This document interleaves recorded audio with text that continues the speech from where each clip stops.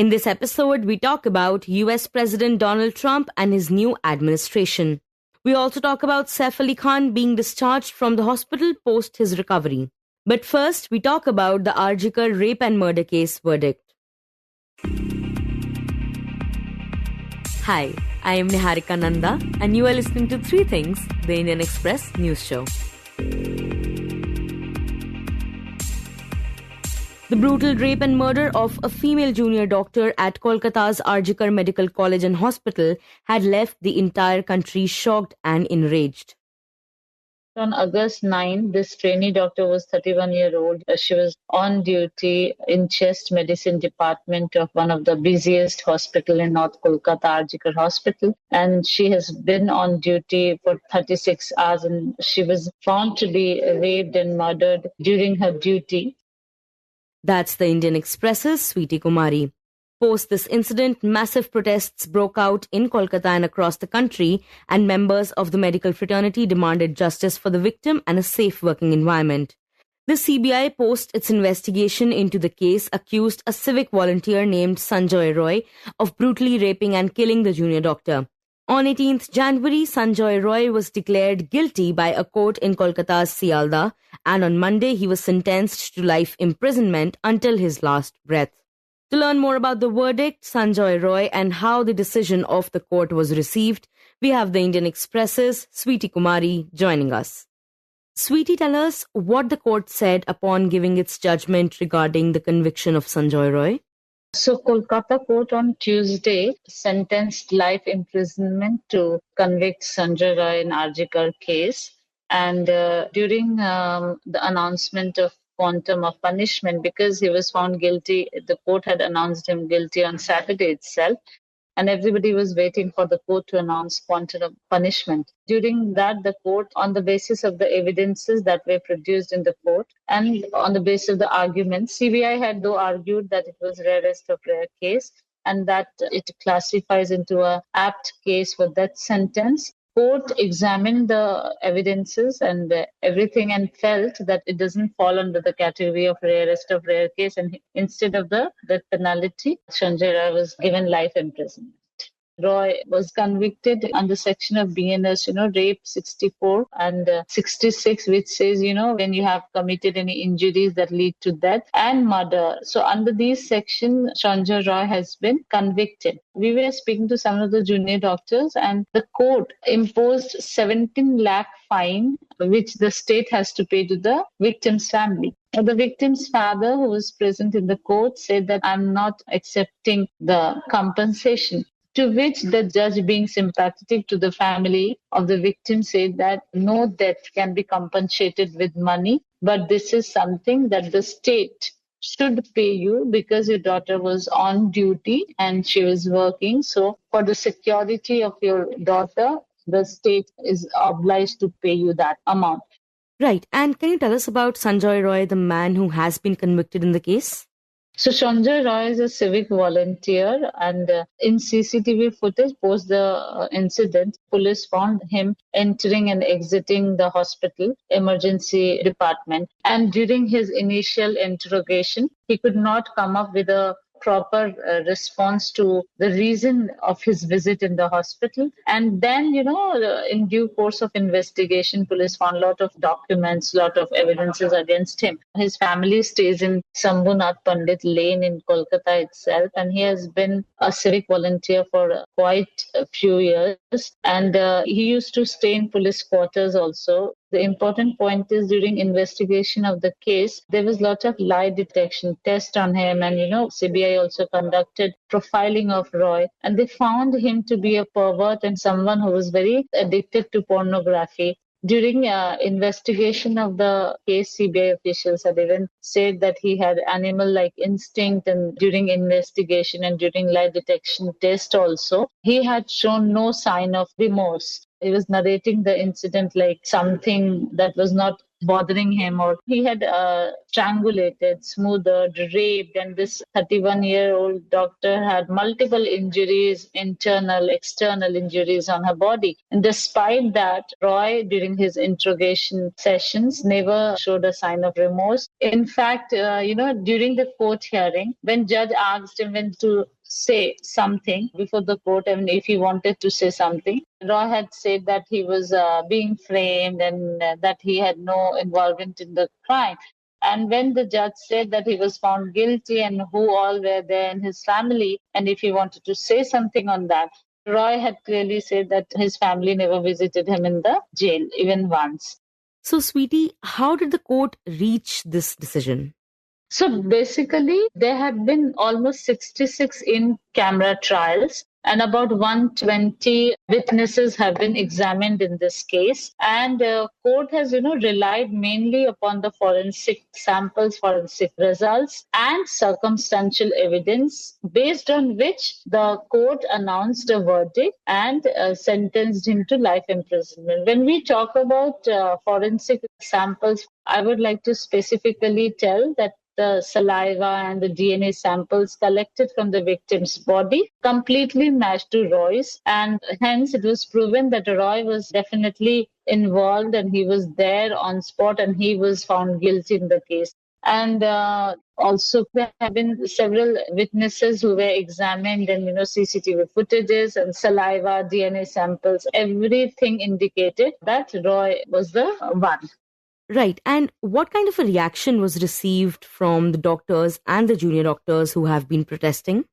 See, Niharika, this is very shocking incident for the entire country. So definitely people who have been fighting for the justice of the family, justice for this girl, junior doctors and senior doctors, be it common people, civil society, and everybody was glued to this, television sets, and they were like looking forward for this verdict. So people were expecting a death sentence in this case. So finally, when District and Session Judge Anirban Das announced life imprisonment to Sanjay Roy on Tuesday at around 2:45 p.m. afternoon, it was a shocking kind of verdict for many. It also sent a feeling, an emotion of anger, discontent, and dissatisfaction among people. We also visited briefly after verdict was announced. I was in RGKar Hospital, and we also spoke to some of the patients. And coincidentally, we happened to meet a father. His name was Shubhajit,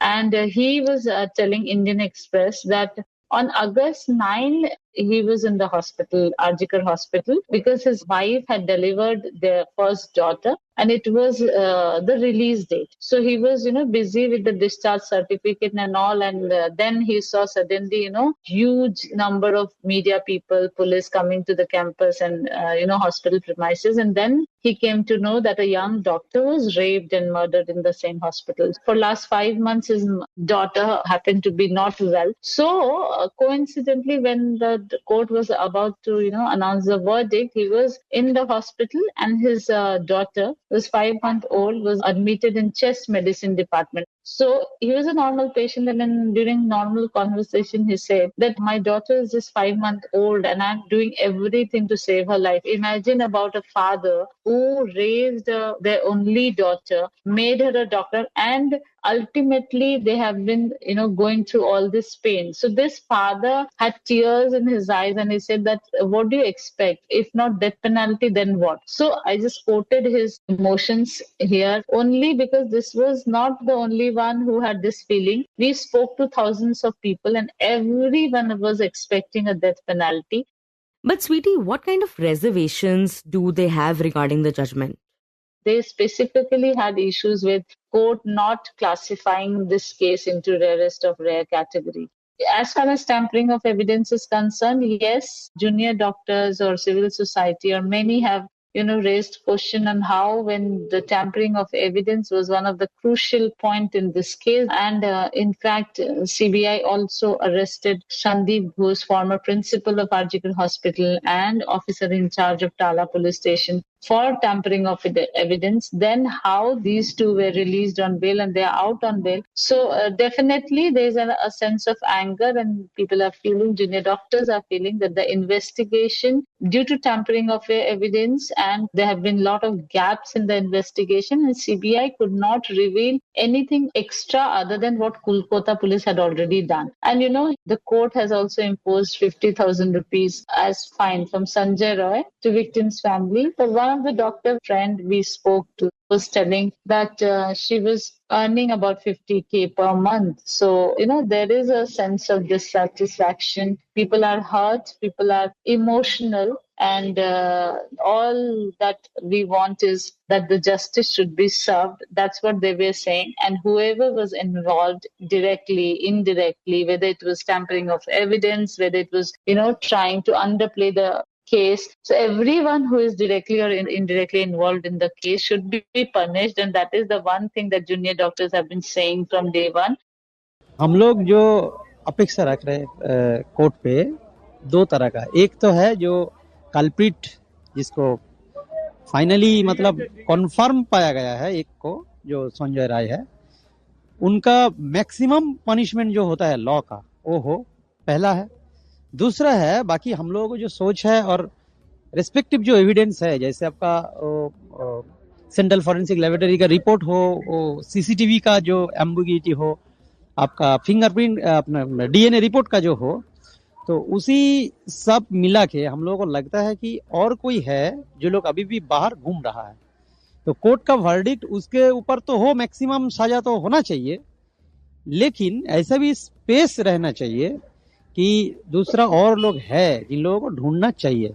larger conspiracy में जो part है, यानी ऐसे ही चौटाला या principal आर्जिकल, ex principal आर्जिकल जो भी है और जो भी है, ये कॉन्स्पिरेसी का जो इन्वेस्टिगेशन ये जारी रखने का भी कुछ वर्डिक्ट इसमें आए, ये हम उम्मीद करते हैं, क्योंकि This is what two doctors from the Arjikar Medical College had to say regarding the judgment. And Sweetie, what kind of political reactions has this judgment garnered? Since the verdict was announced, twice Mamata Banerjee has expressed her dissatisfaction, discontent against the verdict. Even during a program in Malda district yesterday, the West Bengal Chief Minister Mamata Banerjee, comparing his act to a monster. She said, if someone is a monster, how can society shows humanity? And, she also said that what is the meaning of a life sentence? And she also pushed effectiveness of this life sentence, citing examples that sometimes culprits are also released on parole on even after committing heinous crime in 3-4 years. So she basically questioned the quantum of the punishment. If we talk about other political leaders, there have been many who have took to social media, took to X handle and sent messages and expressed their dissatisfaction on the quantum of punishment. So the BJP leader Dilip Ghosh, while speaking to the media, had also said that, he questioned Chief Minister Mamata Banerjee and her police, saying that they should have acted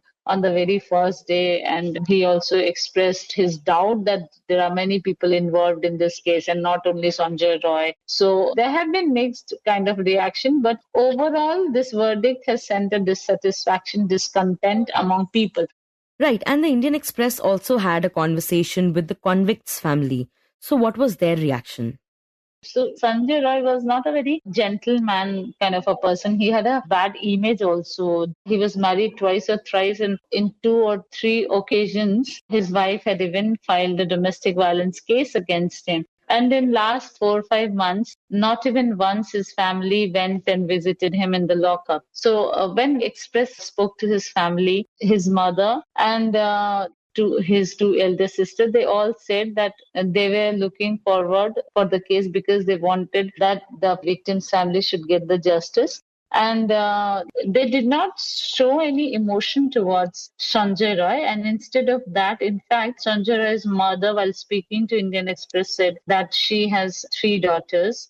And 2 of her daughters are, married, and she's very fond of her daughters, and that she feels the pain of the victim's family. And even if her son is given death sentence, she is okay with it, because if he has done such a heinous crime, then he should be given highest of punishment. So that kind of reaction his family has been giving since day one.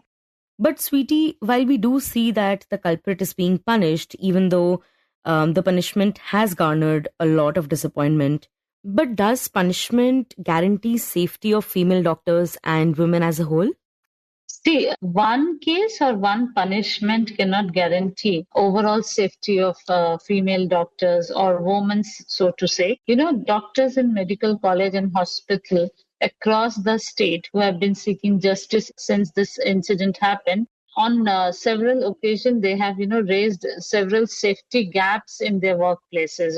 Many female doctors we spoke to had raised their concerns and that they feel unsafe while traveling from hospitals hostel to other department, or there was no restroom, there was no changing room, there was lack of security, the lack of security personnel in the lift or outside the emergency department. So there have been a lot of security gaps. So after this incident, these security gaps were exposed, and this incident itself was a shocking incident. These questions were also raised in Supreme Court when the hearing was done by Apex Court. So this particular verdict, whether it is life sentence or death sentence, a life imprisonment or death sentence, might send a temporary message to the society, but it cannot guarantee a full-fledged safety for women. The state government has also taken some steps. If you visit Arjikar Hospital today, you will see there are a lot of CISF personnel, and you will see there are posters which have clearly mentioned helpline numbers. You will see security personnel everywhere. All the corners are covered with CCTV cameras. But this all we see in the Arjikar Hospital, which has been a talk point for so many months. Now, this incident might occur in some other workplace. So saying that this particular verdict can guarantee a overall, safety of women will be an immature statement. But we hope that this sends a message. And next, we talk about US President Donald Trump and his administration. On 20th January, Donald Trump was sworn in as the 47th President of the United States, ushering in a new term with sweeping promises to reshape the nation. The ceremony held indoors at the Capitol Rotunda due to frigid weather marked a historic moment as Trump became the second president in over 230 years to return to the White House after losing a re-election bid. I, Donald John Trump, do solemnly swear. I, Donald John Trump, do solemnly swear. That I will faithfully execute. That I will faithfully execute. The office of President of the United States. The office of President of the United States. And will, to the best of my ability. And will, to the best of my ability. Preserve, protect, and defend. Preserve, protect, and defend. The Constitution of the United States. The Constitution of the United States. So help me God. So help me God. Congratulations, Mr. President. In President Trump's administration 2.0, there are some names that might help taking the relationship between India and the US to the next level. Florida Senator Marco Rubio assumed the office of the US Secretary of State, and US Representative Michael Waltz from Florida was named the new National Security Advisor. In November, when Trump was elected as the president, we talked to the Indian Express's diplomatic affairs editor Shubhajit Roy, who explained the role played by these leaders and how it is expected to impact the India-US relationship in Trump's current term. Today, we are airing that conversation again. Shubhajit, can you tell us about Florida Senator Marco Rubio, the candidate who is expected to become the US Secretary of State? Yeah, so, Marco Rubio was sort of named by former President and now President-elect Donald Trump for the post of Secretary of State. It's a very interesting choice. I mean, Rubio, he is known to have a very hawkish approach on China and Iran, but he has also expressed very sort of positive and favorable views about India. In fact, Rubio was one of Trump's rivals for the Republican Party's presidential candidate's nomination in the 2016 US elections, which Trump ultimately won. First, the Republican nomination and later became the president and was president for 4 years. Rubio is a third-time senator from Florida, and he has served in several senior government roles, including being such as the vice chairman of the Select Committee on Intelligence, senior member of the Committee on Foreign Relations, etc. Born in Miami to Cuban immigrants, he was later naturalized as US citizens. Rubio's views on foreign policy have been of the traditional Republican position of a muscular interventionist approach to foreign policy, but later he seems to have aligned more to Trump's views, who believes that America should not spend its money and resources in solving other countries' problems. In fact, in Trump's last presidency, Rubio had co-sponsored legislation that would make it harder for the US to withdraw from the NATO. Right, but what kind of views does he hold towards India? Now, in recent years and months, Rubio's views on India have reflected a much more closer partnership in terms of US-India defense cooperation. He introduced a bill to this effect in July, and the bill proposed to set a statement of policy that the US will support India in its response to growing threats to its territorial integrity. And it also sort of talked about that India should be treated as NATO allies and other allies, US allies, as Japan, Israel, Korea, in terms of, especially regarding technology transfers. In fact, in 2023, during Prime Minister Modi's visit to the US, Rubio had released a statement saying that, it's crucial that the Biden administration and the US Congress prioritize this incredibly important relationship. Now, we'll have to see. He's also been a very vocal in his language and in his, as on China. He has said that China continues to aggressively expand its domain in the Indo-Pacific region and seeks to impede the sovereignty and autonomy of US regional partners. So that is overall, that has been his views. And what about Michael Waltz? What kind of work have we seen him do in the US? Yeah, so Mike Waltz has been the head of the India Caucus, which is basically a support group for India, and has advocated strengthening US defense and security cooperation with India. He has also criticized China's trade and economic practices and has long called for reduction of American dependence on China's manufacturing, and is talked about strengthening, US technology. So overall, he's also been a China hawk, but a pro-India voice in the US. Right. And you mentioned that both these leaders have somewhat of a reputation of being China hawks. So how do we see the relationship between US and China proceeding in the Trump administration 2.0? Well, if you remember, Trump in his first term between 2017 and 2021, he was the first US president under whose watch the US government, US administration described and named China as a strategic threat and a rival.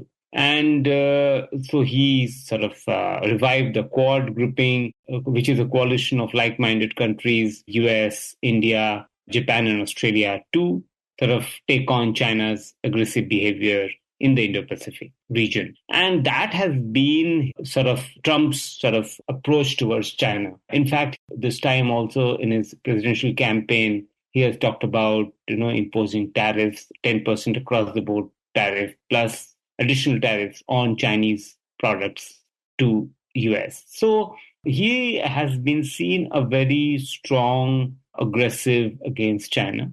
And that is expected to play out. So he's also picking people at key positions, especially Secretary of State and NSA, who, really have a similar an approach or views towards China. Right. And Shubhajit, now coming to the India-US relationship, how do we see it improving for the better in case these leaders take their designated positions? Well, in terms of China, I think we would see certain sense of continuity that is expected because he, as I said, that he was the one who first US president to describe China as a strategic threat and rival. That position, I don't see there is much change happening in that. But what we'll also see possibly is that a closer engagement with India on strategic threat posed by China. On bilateral issues, issue of immigration and trades and tariffs will be irritants between India and the US. And both sides will try to navigate these issues of trade, tariff, barriers, and immigration, and crack down on illegal immigration by the American administration, which might impact some small percentage of Indians as well. So we'll have to see how the two sides now navigate these challenges in the bilateral relationship.